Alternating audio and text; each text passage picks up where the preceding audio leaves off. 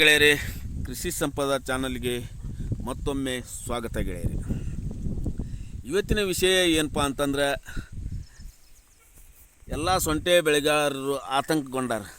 ಯಾಕೆ ಆತಂಕಗೊಂಡಾರಪ್ಪ ಅಂದ್ರೆ, ಫೈರಿ ಕ್ಯುಲೇರಿಯಾ ರೋಗದಿಂದ ಸೊಂಟೆ ಬೆಳೆಗಳನ್ನು ಯಾವ ರೀತಿ ಪಾರು ಮಾಡಬೇಕು ಅನ್ನೋದ್ರ ಬಗ್ಗೆನ ಯೋಚನೆ ಮಾಡ್ತಾಯಿದ್ದಾರೆ.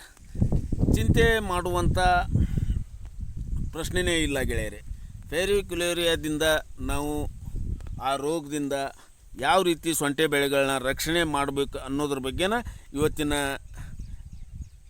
ವಿಷಯದ ಬಗ್ಗೆ ನಿಮ್ಮ ಮುಂದೆ ವಿಡಿಯೋ ಮುಖಾಂತರ ಹಂಚುವಂಥ ಒಂದು ಪ್ರಯತ್ನ ಮಾಡ್ತಾಯಿದ್ದೀನಿ.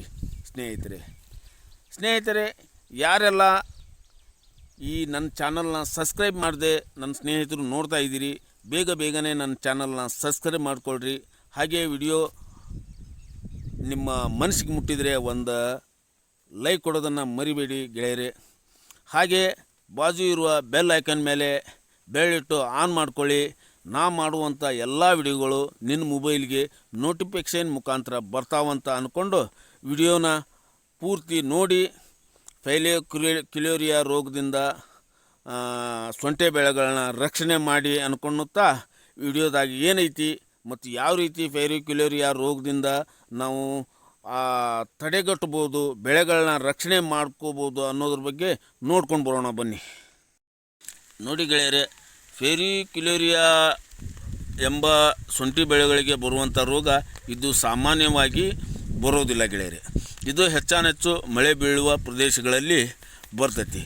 ಇದು ಹೀಗಾಗಿ ನಾವು ತಜ್ಞರನ್ನು ಭೇಟಿಯಾದಾಗ ಅವರು ಈ ರೀತಿ ನಮ್ಗೆ ಮಾಹಿತಿ ಕೊಟ್ಟರು.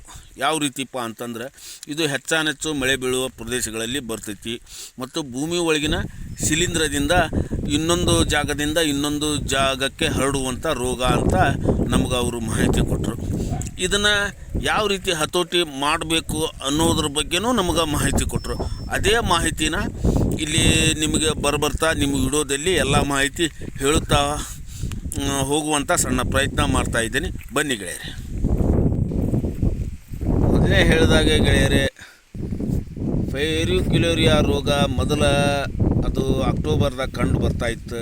ನಮ್ಗೆ ಈಗ ಇನ್ನೂ ಸೊಂಟೆ ಬೆಳೆಗಳು ಬೆಳೆಯುವ ಹಂತದಾಗಿದ್ದಾಗ ಕಂಡು ಬರತೈತಿ.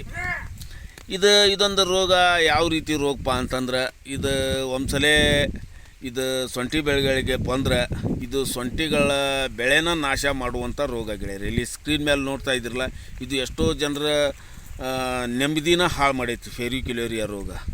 ಮತ್ತು ಆದರೆ ಚಿಂತೆ ಮಾಡುವಂಥ ಅವಶ್ಯಕತೆಯೂ ಇಲ್ಲ ಗೆಳೆಯರೆ. ಇದು ನಮ್ಮ ಹೊಲದಲ್ಲಿ ಕಂಡು ಬಂದಾಗ ಇದನ್ನು ನಾನು ಸೂಕ್ತ ಔಷಧೋಪಚಾರ ಮಾಡಿದಕ್ಕೆ ನಮ್ಮ ಹೊಲದಾಗ ಕಂಟ್ರೋಲ್ ಆಯ್ತು ಗೆಳೆಯರೆ. ಇದು ಯಾವ ರೀತಿ ನಾನು ಔಷಧೋಪಚಾರ ಮಾಡಿದ್ಯಪ್ಪ ಅಂತಂದ್ರೆ, ಇಲ್ಲಿ ಕಾಣ್ತಾ ಇದೆಯಲ್ಲ ಗೆಳೆಯರೆ, ಇಲ್ಲಿ ಸ್ಕ್ರೀನ್ ಮೇಲೆ ಒಂದನೇ ಹಂತ, 2ನೇ ಹಂತ, 3ನೇ ಹಂತ, 4ನೇ ಹಂತ ಕಾಣ್ತಾ ಇದೆಯಲ್ಲ ಗೆಳೆಯರೆ, ಸ್ಕ್ರೀನ್ ಮೇಲೆ ಬರೆದಿದ್ದು. ಅದೇ ರೀತಿ ನಾನು ಸೊಂಟೆ ಬೆಳೆಗೆ ಅಲ್ಲಿ ಸ್ಕ್ರೀನ್ ಮೇಲೆ ಕಾಣುವಂಥ ಔಷಧಿಗಳನ್ನ ಸರಿಯಾದ ರೀತಿಯಿಂದ ಡ್ರಂಚಿಂಗ್ ಮತ್ತು ಸ್ಪ್ರೇ ಮಾಡಿದಕ್ಕೆ ಇದು ಸೊಂಟಿ ಬೆಳೆಗಳಿಗೆ ಈ ಫೈರಿ ಕ್ಯುಲೇರಿಯಾ ರೋಗ ಹತೋಟಿ ಬರ್ತಾ ಹೋಯಿತು ಗೆಳೆಯರೆ. ಇದನ್ನು ನಾನು ಯಾವ ರೀತಿ ಸಿಂಪರಣೆ ಮಾಡಿದೆಯಪ್ಪ ಅಂತಂದ್ರೆ, 10 ದಿನಗಳಿಗೊಮ್ಮೆ ಡ್ರಂಚಿಂಗ್ ಮಾಡಿದೆ, ಮತ್ತೊಮ್ಮೆ 10 ದಿನಗಳ ನಂತರ ನಾನು ಸ್ಪ್ರೇ ಮಾಡಿದಾಗ ಇದು ಸ್ವಲ್ಪ ಹತೋಟಿಗೆ ಬರ್ತಾ ಹೋಯಿತು. ಆಮೇಲೆ ನಾನು 2 ಸಲ ಡ್ರಂಚಿಂಗ್ 2 ಸಲ ಸ್ಪ್ರೇ ಮಾಡಿದ ಮೇಲೆ ಇದು ಸಂಪೂರ್ಣ ದಿನ ಕಳೆದಂಥ ಹತೋಟಿಯಲ್ಲಿ ಬರೋಕ್ಕೆ ಶುರುವಾಯಿತು.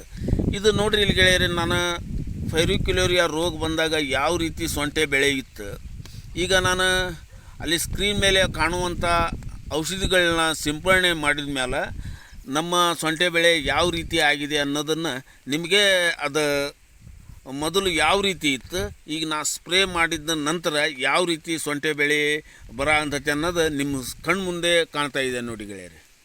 ಅದಕ್ಕಾಗಿ ಗೆಳೆಯರೆ, ಈ ರೋಗಕ್ಕೆ ಭಯಪಡುವಂಥ ಅವಶ್ಯಕತೆ ಇಲ್ಲ. ಇದನ್ನು ಸರಿಯಾಗಿ ಕ್ರಮಬದ್ಧವಾಗಿ ಕೃಷಿ ತಜ್ಞರು ಯಾವ ರೀತಿ ಔಷಧಿಗಳನ್ನ ಹೇಳ್ತಾರೆ ಅದೇ ರೀತಿ ನಾವು ಸಿಂಪರಣೆ ಮಾಡಿದರೆ ಇದನ್ನು ಮೊದಲನೇ ಹಂತದಾಗಿದ್ದಾಗ ಸಿಂಪರಣೆ ಮಾಡಿದರೆ ನಾವು ಇದನ್ನು ಬೇಗ ಹತೋಟಿನೂ ತರ್ಬೋದು, ನಾವು ಶುಂಠಿ ಬೆಳೆಯಿಂದ ಉತ್ತಮ ಲಾಭವೂ ಗಳಿಸ್ಬೋದು ಗೆಳೆಯರೆ. ಹಾಗಾಗಿ ನೀವು ನಿಮ್ಮ ಪ್ರದೇಶಗಳಲ್ಲಿ ಈ ಫೈರಿಕ್ಯುಲೇರಿಯಾ ರೋಗ ಬಂದಾಗ ನನ್ನ ಸ್ಕ್ರೀನ್ ಮೇಲೆ ತೋರಿಸಿದ್ನಲ್ಲ ಗೆಳೆಯರೆ, ಅದೇ ರೀತಿಯ ಔಷಧಿಗಳನ್ನು ನಿಮ್ಮ ಕೃಷಿ ಕೇಂದ್ರ ತಜ್ಞರು ಯಾವ ರೀತಿ ಹೇಳ್ತಾರೆ ಅದೇ ರೀತಿ ಇದನ್ನು ಡ್ರಂಚಿಂಗ್ ಅಥವಾ ಸ್ಪ್ರೇ ಮಾಡಿದರೆ ಇದನ್ನು ಸಂಪೂರ್ಣ ಈ ರೋಗದಿಂದ ಗುಣಮುಖ ಆಗ್ಬೋದು ಬೆಳೆಗಳು ಮತ್ತು ಉತ್ತಮ ಲಾಭನೂ ನೀವು ಕಂಡ್ಕೋಬೋದು ಗೆಳೆಯರೆ. ಇಲ್ಲಿವರೆಗೂ ನನ್ನ ವಿಡಿಯೋ ನೋಡಿದ್ದಕ್ಕಾಗಿ ಎಲ್ಲರಿಗೂ ಧನ್ಯವಾದಗಳು. ಮತ್ತೊಂದು ವಿಡಿಯೋದಲ್ಲಿ ಸಂಪೂರ್ಣ ಮಾಹಿತಿಯೊಂದಿಗೆ ಭೇಟಿಯಾಗೋಣ ಗೆಳೆಯರೆ. ಅಲ್ಲಿವರೆಗೂ ಎಲ್ಲರಿಗೂ ನಮಸ್ಕಾರಗಳು.